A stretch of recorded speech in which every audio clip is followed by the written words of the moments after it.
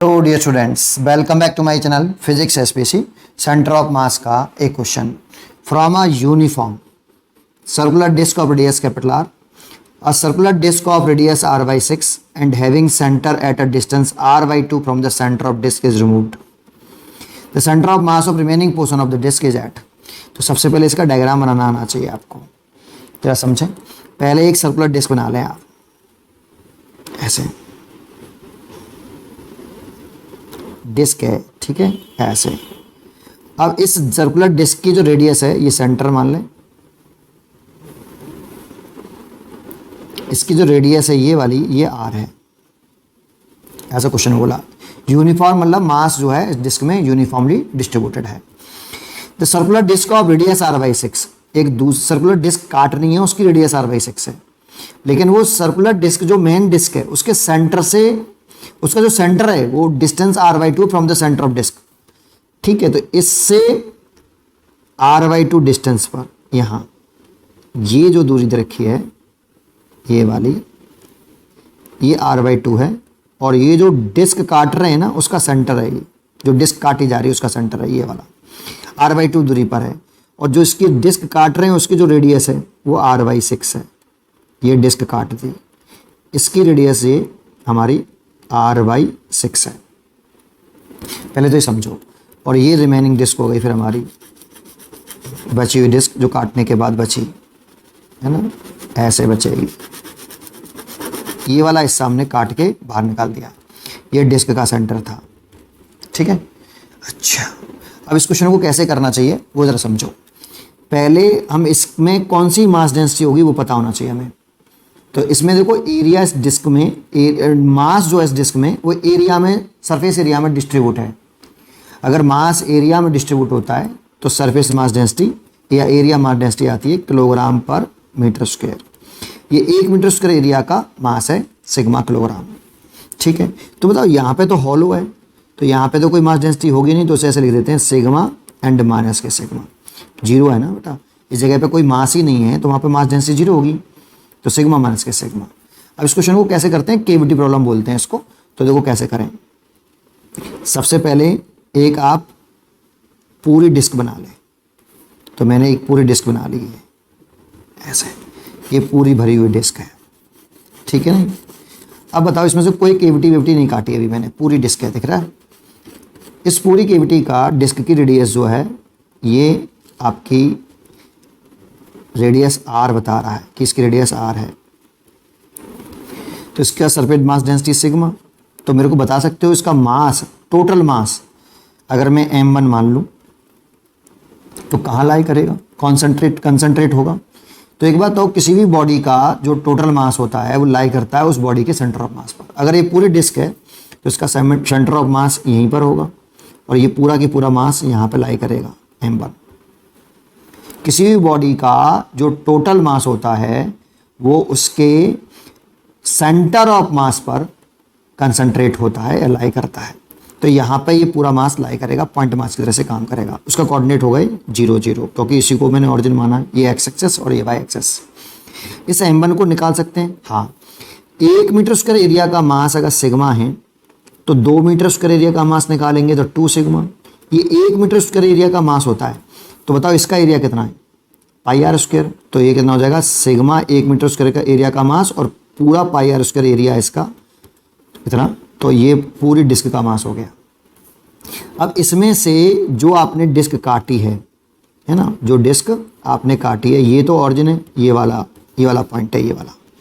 अब इससे कितनी दूरी पे जाके काटी है, सेंटर कितनी दूरी पर है, r by 2। तो यहाँ पर इसका सेंटर है इससे r by 2 दूरी पर ऐसे, और उसकी रेडियस है ये वाली r by 6 ऐसे। ये रेडियस इसकी r by 6 है, और ये डिस्क आपने काट के बाहर निकाल ली। तो ये भी पूरी डिस्क हो गई भरी हुई। सोचो अगर ये वाली डिस्क इसमें से काट के बाहर निकाल लेंगे, ये वाली डिस्क इसमें से काट के बाहर निकाल लेंगे तो डायग्राम ऐसे बनेगा।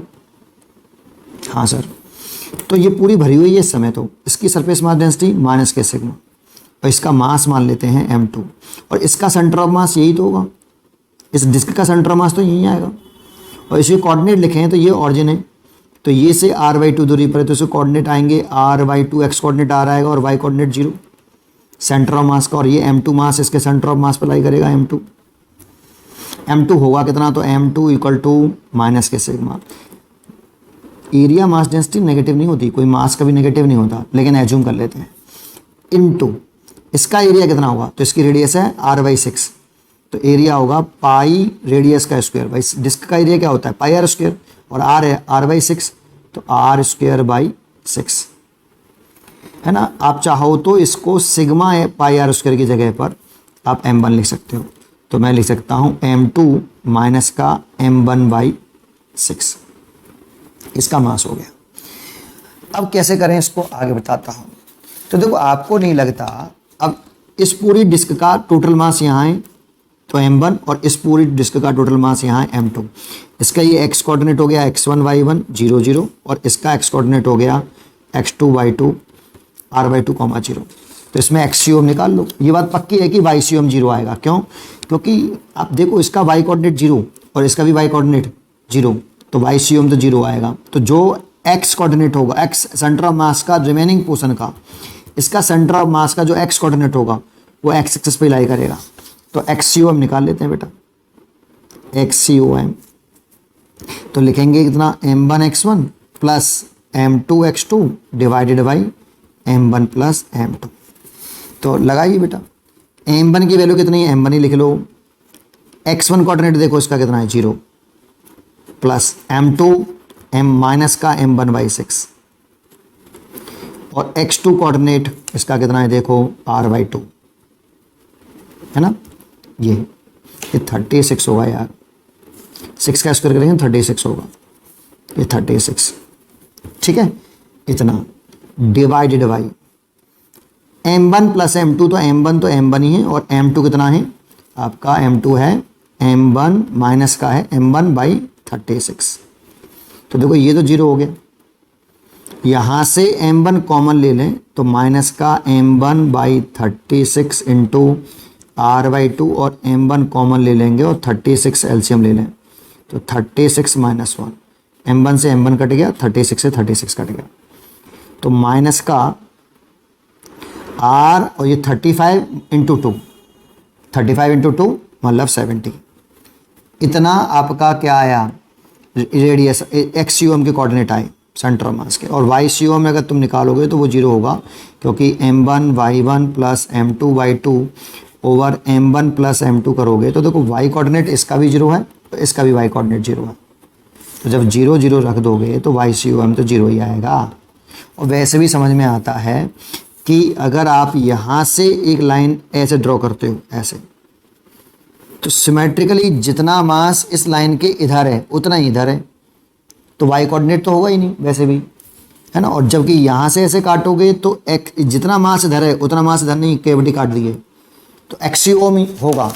तो ये XCOM हो गया इतना, और माइनस साइन बता रहा है कि जो XCOM होगा r/70 वो इस वाले पॉइंट से इधर आएगा, तो कुछ सेंटर ऑफ मास इधर आएगा बेटा। इसका x कोऑर्डिनेट होगा माइनस के r/70 और y कोऑर्डिनेट होगा 0, है ना। तो केवल मैग्नीट्यूड y देखें तो from disc of the centre, centre से ये x कोऑर्डिनेट है, x रिमेनिंग डिस्क के रिमेनिंग पोर्शन के डिस्क के सेंटर ऑफ मास कोऑर्डिनेट है, तो ए चॉइस आंसर होगा। पढ़ते रहिए और खुश रहिए।